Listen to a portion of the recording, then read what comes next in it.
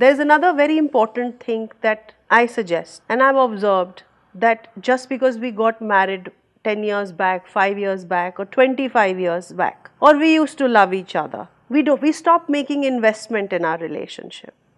This is an ongoing thing. We need to and we must make a conscious effort to invest a little every day. There is a certain emotional bank balance that this relationship requires. And like any bank balance, we need to invest in it. We need to make some deposits of love, appreciation, fondness, admiration. We are quick to withdraw, to rely upon, to bank upon this emotional bank account, but we often forget to invest in it. And for that, you need to make a conscious effort. Then there is this rule of 3 C's in my life and in my work that I often suggest to all the couples I work with.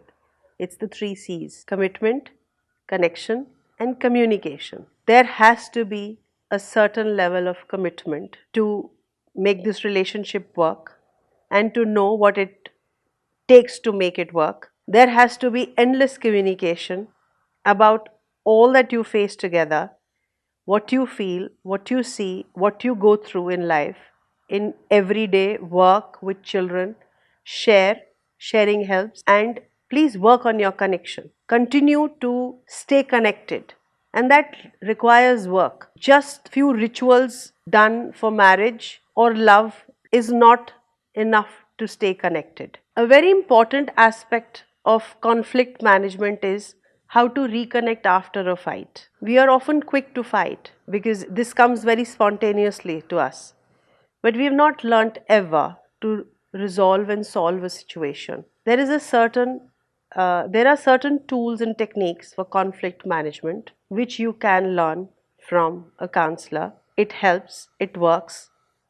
They are research based tools and they have shown results. So please, it's very important to work on your relationship after a fight and how to reconnect after a fight. So the key point here is that conflict is inevitable. We are often fighting the wrong thing. We are struggling to not have a fight. The struggle should be how to resolve a fight, a quarrel, a conflict, a difference, whatever it is. There are tools and techniques to do that. You can learn them. It's always good for your relationship. And these are the small investments I often talk about.